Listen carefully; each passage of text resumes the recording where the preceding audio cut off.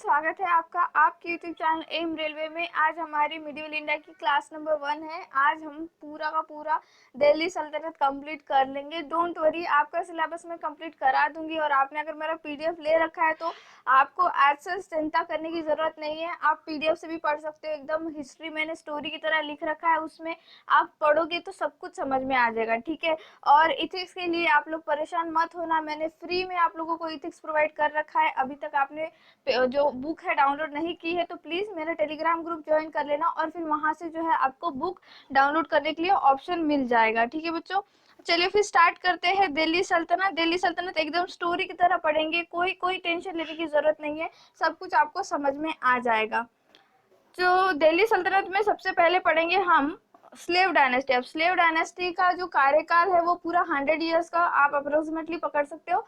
100 years में अब इसमें स्लेव डायनेस्टी क्यों कहा जाता है, क्योंकि इसके जो मेन फाउंडर थे तीन, जैसे कि कुतुबुद्दीन ऐबक, इल्तुतमिश और बलबन, तो ये तीन लोग जो थे स्लेव थे। स्लेव मतलब किसी के गुलाम थे ये, ठीक है। जैसा कि कुतुबुद्दीन ऐबक किसका गुलाम था? मोहम्मद ऑफ गोरी का गुलाम था, ठीक है। मोहम्मद ऑफ गोरी और मोहम्मद ऑफ गजनवी में कभी भी कंफ्यूज नहीं करना है आपको। ऐसे याद रखो, गजनवी गजनी मूवी से उसको रिलेट करो, गजनी मूवी से रिलेट करो तो कैसे वो भूल जाता है काइंड ऑफ। तो आपको गजनवी को भूल जाना है, आपको सिर्फ गोरी को याद रखना है। क्यों गोरी को याद रखना है? क्योंकि वो फाउंडर था स्लेव डायनेस्टी का। वो आया, वो लड़ा, और लड़ने के बाद उसने जो है काउंकर किया नॉर्थ पूरा इंडिया, लेकिन वो यहाँ पर रुका नहीं, वो चला गया वापस, ठीक है। और उसने अपने गुलाम कुतुबुद्दीन ऐबक को कहा कि तुम यहाँ की सत्ता संभालोगे।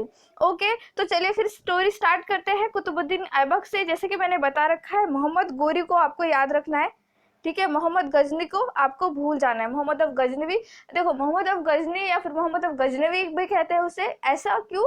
देखो उसने क्या किया था ना, आज सच वो आया तो था, वो 17 टाइम्स आया था, 17 बार आया था, लेकिन उसने सिर्फ और सिर्फ लूट लूट उसने सोमनाथ टेम्पल लूटा था, उसने बड़े बड़े जितने भी व्यापारी थे उनको लूटा था।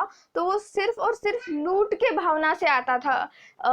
ही लूटेड अस लाइक ब्रूटली, ठीक है। जैसे अंग्रेजों ने लूटा हमें, उसी तरह से उसने भी लूटा, लाइक पूरा अच्छे से उसने kind of like Somnath temple जो लूटा, फिर उसके बाद वो वापस नहीं आया, ऐसे बस। तो आपको क्या याद रखना है? गजनी को भूल जाओ, ठीक है, गजनवी को भूल जाओ, और मोहम्मद ऑफ गोरी को याद रखो। तो स्लेव डायनेस्टी, इसको ममलुक डायनेस्टी भी कहा जाता है, अर्ली तुर्क्स भी कहा जाता है, ठीक है। तो अब कुतुबुद्दीन ऐबक से स्टार्ट करते हैं, ठीक है।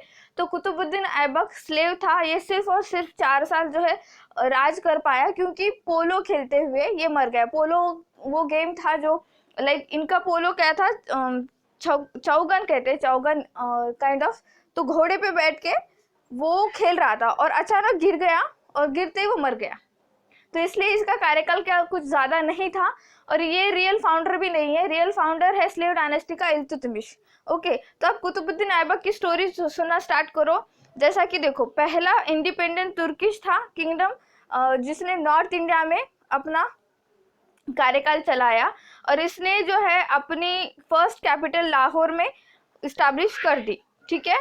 और ये लखबख्श के नाम से जाना जाता था, क्योंकि he is very generous, like बहुत ही ज्यादा जेनरस था। ये गरीब लोगों के लिए बहुत ही अच्छा काम करता था, और बहुत ही लाइक काइंड ऑफ दान देना टाइप इसके फितरत में था, ऐसे, इसलिए इसे लखबख्श कहा जाता था। ओके, और हसन निजामी जो फेमस हिस्टोरियन थे, ये इनके कोर्ट में मौजूद थे। और ऐबक ने कुतुब इस्लाम मॉस्क्यू जो दिल्ली में है, और 2.5 दिन का झोपड़ा या फिर 2.5 दिन का झोपड़ा जो कहा जाता है अजमेर में, वो कुतुबुद्दीन ऐबक ने बनाया है। ओके, अगर आप अजमेर से बिलोंग करते हो तो आपको पता होगी अजमेर में ये इनकी एक इंस्क्रिप्शन लिखी हुई है कि ये कुतुबुद्दीन ऐबक ने बना रखा है, ठीक है। एंड जो कुतुब मीनार है उसका फाउंडेशन कुतुबुद्दीन ऐबक ने ही रखा है। पहली स्टोरी ही बना पाए, मतलब फर्स्ट फ्लोर ही कुतुब मीनार का बना पाए, और उसके बाद इनकी डेथ हो गई, 4 ही सालों में ये मर गए ना, तो डेथ हो गई। और फिर इनका जो जवाई था सन इन लॉ इल्तुतमिश, उसने पूरा का पूरा कुतुब मीनार कंप्लीट किया। तो कुतुबुद्दीन ऐबक के बारे में इतना ही था। अब पढ़ते हैं हम इल्तुतमिश के बारे में। तो इल्तुतमिश भी ज़्यादा टाइम नहीं टिक पाए गद्दी पर, क्योंकि इनकी भी डेथ हो चुकी थी। लेकिन जितना भी कार्यकाल इनका था, बहुत बढ़िया इन्होंने राज किया। तो 1211 से लेके 1236 तक चला था ये। तो इल्तुतमिश जैसे ही इसकी मौत हुई कुतुबुद्दीन ऐबक की, उनका दामाद इल्तुतमिश ने जो है गद्दी संभाल ली। और फिर इल्तुतमिश भी जो था कुतुबुद्दीन ऐबक का ही स्लेव था। ओके, कुतुबुद्दीन ऐबक का ही स्लेव था, और ये ही है real founder of slave dynasty, या फिर दिल्ली सल्तनत कह सकते हैं, क्योंकि इस बंदे ने दिल्ली को अपनी कैपिटल करा दी थी। लाहौर से इसने शिफ्ट करा दी थी कैपिटल दिल्ली में। ओके, और इसने दिल्ली सल्तनत को बचाया है। एक्चुअली क्या हुआ था ना, जो जलालुद्दीन था, किंग ऑफ खैवार करके एक, वो भागता हुआ आया था कहाँ से, मंगोल से। और मंगोल का जो राजा था चंगेज खान, बहुत ही ज्यादा क्रूअल था वो। लाइक उसे कुछ नहीं दिखता था, आप राजा हो आप प्रजा हो, ही don't care about it. Like वो मार ही देता था आगे कोई भी आए, इतना ज्यादा राक्षस था वो चंगेज खान। तो उस चंगेज खान से उसने एक्चुअली इंडिया को बचाया। अगर इल्तुतमिश ने जलालुद्दीन को, जो खैवार का राजा था, उसको अगर शरण दे दी होती, तो आज हम लोगों में से भी कुछ लोग मंगोल होते, इस तरह से। ठीक है, तो इसने मंगोल राजा से हमें बचाया, इसीलिए इल्तुतमिश को रियल फाउंडर ऑफ दिल्ली सल्तनत कहा जाता है। तो ये क्वेश्चन बनता है। ठीक है, तो क्या क्वेश्चन बनता है कि किसके रीन में, किसके राज्यकाल में या फिर कार्यकाल में चंगेज खान आया था इंडिया में? तो वो है इल्तुतमिश। याद रखना है आपको। अब मैंने स्टोरी की तरह बता दिया तो आपके दिमाग में छप जाएगा ये। ओके, देन चंगेज खान आया और फिर इसने मना कर दिया उसे, जलालुद्दीन को, कि भाई मैं तुझे शरण नहीं दूंगा क्योंकि मैं चंगेज खान से लड़ नहीं सकता। तो वो चला गया। ठीक है, और इसने कंप्लीट की है कुतुब मीनार, पूरा कंप्लीट कंस्ट्रक्शन किया है, क्योंकि कुतुबुद्दीन ऐबक ने सिर्फ एक फ्लोर बनाया और फिर वो पोलो खेलते हुए मर गए। देन इसने जो है इल्तुतमिश ने सिल्वर कॉइन, जिसे टंका कहा जाता था उस टाइम पे, और कॉपर कॉइन जित्तल, ये इंट्रोड्यूस किया है। तो ये 100% क्वेश्चन बनता है कि कॉपर कॉइन और सिल्वर कॉइन जो है किसने इंट्रोड्यूस किया था इंडिया में? तो वो है इल्तुतमिश। ओके, और 1236 में इनकी मौत हो चुकी थी। ठीक है, इल्तुतमिश जो है उसने अपना सक्सेसर रज़िया सुल्तान को ही बनाया था। लाइक उसने कहा था कि रज़िया सुल्तान ही मेरी सक्सेसर होगी। इल्तुतमिश की एक गलती हो चुकी थी यहाँ पे। इल्तुतमिश ने क्या किया था ना, चहलगनी का एक ग्रुप बनाया था। अब चहलगनी क्या है जान लो। 40 जो नोबेल तुर्क थे, काइंड ऑफ हम जो कहते हैं संत कह सकते हो हम लोग, जो नॉर्मली कहते हैं सेंट।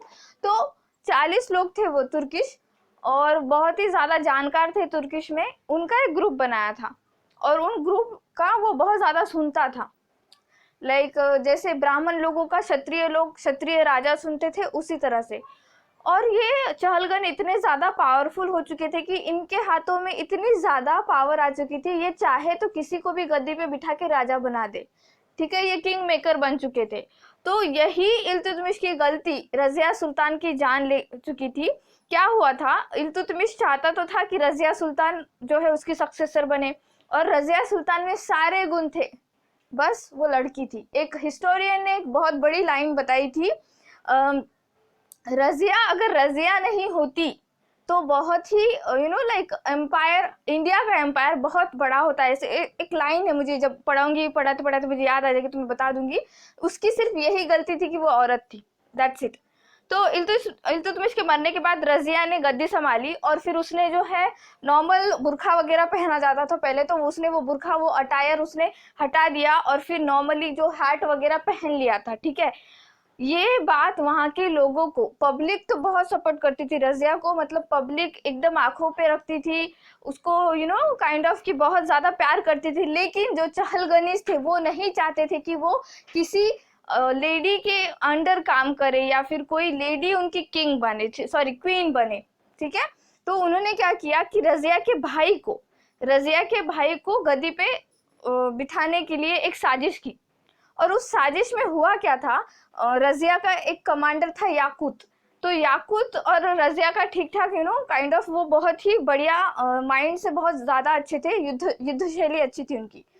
और इनका एक जो क्या कहते हैं उसका नाम था अल्तुनिया, ठीक है। अल्तुनिया एक गवर्नर था सरहिंद में। तो उसने क्या किया, सरहिंद इनका एक अच्छा सा एरिया था, तो उसने उस बंदे ने अल्तुनिया ने क्या किया, वहां पे रिवोल्ट कर दिया रजिया के खिलाफ। तो रजिया ने क्या किया, याकूत को भेजा कि भाई ये क्या हो रहा है वहां पे, जैसे काइंड ऑफ दंगा होता है ना नॉर्मली, तो क्या करते प्राइम मिनिस्टर जी अपने किसी कमांडर को भेजते कि देखो क्या हो रहा है, उसी तरह से रजिया ने क्या किया, याकूत को भेजा। तो याकूत जाने के बाद, अल्तुनिया बहुत स्मार्ट था और युद्ध शैली उसकी भी बहुत बेहतरीन थी, अल्तुनिया ने याकूत को मार दिया, ठीक है। याकूत मर गया। याकूत मरने के बाद अब रजिया को खुद आना पड़ा, एक क्वीन को आना पड़ा, और रजिया ने क्या किया, अल्तुनिया से लड़ाई की, लेकिन अल्तुनिया ने छल कपट करके रजिया को हराया और रजिया को बंदी बनाया, ठीक है। लेकिन रजिया बहुत होशियार थी, उसको पता चल चुका था कि अल्तुनिया अगर उसके साथ होगा तो वो राज कर सकती है पूरे इंडिया पे। तो रजिया ने अल्तुनिया के साथ शादी कर ली, ठीक है। रजिया ने अल्तुनिया के साथ शादी कर ली और फिर वो दिल्ली पहुंच रहे थे, दिल्ली पे राज करने के लिए। लेकिन छल कपट की वजह से चहलगनियों ने और खुद रजिया के भाई ने रजिया को रास्ते में ही मार डाला। अल्तुनिया भी मर गया, रजिया भी मर गई, और फिर दिल्ली जो सल्तनत है या फिर के स्लेव डायनेस्टी पे दूसरा राजा आ चुका था, ठीक है। तो रजिया का सक्सेसर कौन था, मिजुद्दीन बहरम शाह, वो भी सिर्फ 2 साल चला। उसके बाद था अलाउद्दीन मसूद शाह, वो बंदा भी कुछ 4 साल चला, ठीक है। तो रजिया के बाद एज सच कोई नहीं था इल्तुतमिश के फैमिली से कि राज कर सके, ओके। फिर आता है लास्ट नसरुद्दीन मोहम्मद, 1246 से 1265 तक का। तो ये नेक्स्ट सल्तनत था नसरुद्दीन मोहम्मद, और ये ग्रैंडसन था, पोता था एक्चुअली, इल्तुतमिश का पोता था ये बंदा। और इसने 3 साल अपना जो है कार्यकाल किया। उसके बाद इसका ही गुलाम कह सकते हो आप, बलबन, गयासुद्दीन बलबन, ये बंदे ने नसरुद्दीन को मार डाला और वो गद्दी पे आ गया, ठीक है। समझ में आया ना, अभी तक की स्टोरी समझ में आ चुकी होगी। कुतुबुद्दीन ऐबक, ठीक है। अब देखो अच्छे से देखना, स्लेव डायनेस्टी में कुतुबुद्दीन ऐबक के खानदान के बारे में पढ़ रहे हैं हम, ठीक है। कुतुबुद्दीन ऐबक के मरने के बाद उसका दामाद इल्तुतमिश के मरने के बाद उनकी बेटी रजिया सुल्तान के मरने के बाद लाइक 2-3 ऐसे सक्सेसर आए जिनके बारे में हमें जानना जरूरी नहीं है। रजिया सुल्तान का आई थिंक नेफ्यू कह सकते हो, और इल्तुतमिश का ग्रैंडसन, उसने क्या नाम है उनका, नसरुद्दीन मोहम्मद। तो इनके नाम आपको 3-4 लोगों के नाम याद रखने हैं। और फिर नसरुद्दीन मोहम्मद का कमांडर कौन, गयासुद्दीन बलबन या फिर गुलाम कह सकते हो, उसने नसरुद्दीन को मार के जो है सत्ता संभाल ली, ठीक है। अब अमीर खुसरो के बारे में यहाँ थोड़ा सा पढ़ना आपके लिए जरूरी बनता है। अगर कोई आईबी का पेपर दे रहा है तो आईबी में अमीर खुसरो काइंड ऑफ फेवरेट है। अमीर खुसरो से क्वेश्चन बनेगा ही, इस साल कोई भी एग्जाम ले लो, ठीक है। एयरपोर्ट अथॉरिटी का ले लो, आईबी का ले लो, एनटीपीसी का एग्जाम होने वाला है, कोई भी एग्जाम ले लो। तो ये पैराग्राफ आपके लिए इंपॉर्टेंट है, स्क्रीनशॉट निकाल लो इसका। तो आमिर खुसरो के बारे में मैं ये बताना चाहूंगी, ये क्वेश्चन तो ऐसा बना था कि कौन सा ऐसा कवि है या कौन सा ऐसा व्यक्ति है जिसने सारे के सारे खिलजी डायनेस्टी के राजाओं का राज्यकाल देखा। क्योंकि क्या था ना, आपने मूवी देखी होगी, वो कौन सी थी, पद्मावत आई थिंक, हाँ, उसमें राजा को ऐसे ही मार देते थे ना, उसी तरह से। तो ये 4,000 साल राजा जीते थे और उनके ही छल कपट से लोग अंदर ही अंदर मार डालते थे, ऐसे कुछ। तो अमीर खुसरो ये बंदा है जिसने जो है ही वॉज देखो, जिसने पूरी खिलजी डायनेस्टी के राजाओं का राज्यकाल देखा, 7 किंग का, ठीक है, 7 राजाओं का राज्यकाल देख रखा है ये बंदे ने। इसका मतलब ये नहीं कि इसकी उम्र बहुत बड़ी थी, नहीं नहीं नहीं, राजा लोग ही जल्दी जल्दी मर गए, ठीक है, ऐसे समझ लो। और ये इनका जन्म हुआ था यूपी में 1253 में, ठीक है। और इनको फादर ऑफ कवाली कहा जाता है, जो हम नॉर्मली कवाली सुनते हैं, तो वो जो है इन्वेंशन किया था अमीर खुसरो जी ने। अमीर खुसरो को तोते हिंद भी कहा जाता है, ठीक है, पैरोट ऑफ इंडिया भी कहा जाता है। और इन्होंने इन्वेंशन किया था तबला और सितार का। बहुत बार क्वेश्चन बना है, तबला और सितार का इन्वेंशन किसने किया है, तो वो किया है आमिर खुसरो ने, ओके। अब आते हैं हम गयासुद्दीन बलबन के बारे में। तो इनके बारे में एक ही लाइन बताना चाहूंगी, कौन कौन समझ में आता? CON कौन मतलब लाइक ओवर एक्टर, जो आप नहीं वो दिखाने की कोशिश कर रहे हो, इस तरह से। तो बंदा पर्शियन नहीं था। अब आगे देखते हैं, इसकी कहानी सुनते। तो ये बंदा, इसका क्या था ना, इसका माइंडसेट ऐसा था कि ये लड़ता नहीं था किसी से। लाइक कि अब सपोज महाराष्ट्र के राजा हो आप, ठीक है, तो आप क्या करोगे, अपना महाराष्ट्र के राजा होने की वजह से आप चाहोगे कि किसी से युद्ध करे आसपास के लोगों से, और अपनी जो टेरिटरी है उसे बढ़ाए। ये बंदा वैसे कुछ नहीं चाहता था, ये युद्ध से डरता था, और इसके खिलाफ जो भी बोले, ब्लड एंड आयरन की नीति थी। ब्लड एंड आयरन का मतलब क्या है? एक तो तुम मारे जाओगे या फिर तुम जेल के पीछे जाओगे, ठीक है। आयरन मतलब जेल के पीछे जाना। तो ये बंदे का ऐसा था, और ये लड़ता नहीं था वगैरह कुछ इस तरह से, ठीक है, समझ लिया। इतना ज्यादा काइंड ऑफ पर्शियन ना होने की वजह से भी ये पर्शियन जताता था। और यही है, क्वेश्चन बहुत बार बनता है कि जो पर्शियन न्यू ईयर नवरोज होता है वो इंडिया में किसने इंट्रोड्यूस किया? तो वो बलबन ने ही इंट्रोड्यूस किया।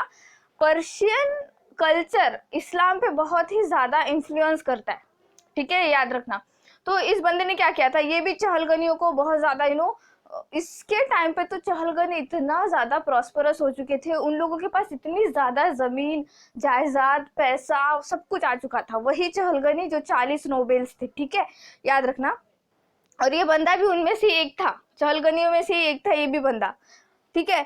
और फिर इसने एक अपनी सेंट्रलाइज आर्मी जो है बना रखी थी to deal with internal disturbance, क्योंकि ये बंदा खुद ही इतना कौन था, क्या कहते हैं कौन को, मराठी हिंदी मुझे वर्ड ही याद नहीं आ रहा है, कौन कौन कौन आप बता देना मुझे, ठीक है। तो इंटरनल डिस्टर्बेंस इतने थे ये बंदे के, इतने दंगे फसाद होते रहते थे, तो इसको खुद की सेंट्रल आर्मी चाहिए थी अपने खुद के ही सेंटर में, ठीक है। और ये जो है एंड टू चेक मंगोल इसके टाइम पे मंगोल ने इतना परेशान कर रखा था इनको, तो इसलिए इसको आर्मी चाहिए थी। who were poisoning serious dangerous to the Delhi सल्तनत, जैसे कि मैंने कहा, ठीक है। इसने पर्शियन एटिकेट्स जैसा कि सजदा, जैसे मैंने पहले कहा ना ओवर एक्टर था बहुत बड़ा, तो सजदा करना। अब सजदा करना क्या, जब ये आएगा दरबार में तो सारे के सारे इसके सामने सजदा करे, ठीक है। इतना तक तो ठीक था, नॉर्मली सब लोग करते हैं राजा को सजदा वगैरह काइंड ऑफ। ये बंदे ने और भी ज्यादा हद पार कर दी।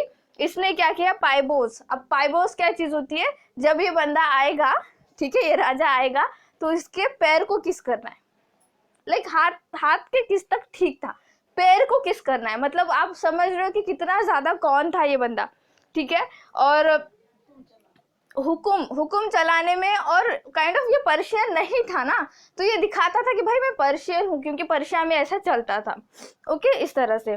और he was first Indian ruler to introduce the celebration of Persian new year Navroz. तो ये क्वेश्चन बहुत बार पूछा, ठीक है। फिर इसकी डेथ हो चुकी थी कुछ अराउंड लेट 1288 में। इसकी डेथ का रियल ईयर पता नहीं है, तो यहाँ पे मैंने भी 1286 टू 87 ऐसे कुछ किया है। लेट 88 में मरा था, लेकिन इतना गारंटी है। इसके मरने के बाद एक्चुअली क्या हुआ था, कायकुबत को अपॉइंट किया गया था। इसका नाम याद रखने की जरूरत नहीं है, क्योंकि इसके बाद जो इसका नाम है, इसका कमांडर जलालुद्दीन खिलजी, इसको कमांड दे दी गई थी। और अब जलालुद्दीन खिलजी कौन था, आपको मूवी याद होगी ना, तो मूवी से आप इसको रिलेट कर सकते हो, ठीक है। जलालुद्दीन खिलजी, अब खिलजी डायनेस्टी में जब पढ़ेंगे तो पूरा अच्छे से पढ़ेंगे इसके बारे में, ठीक है।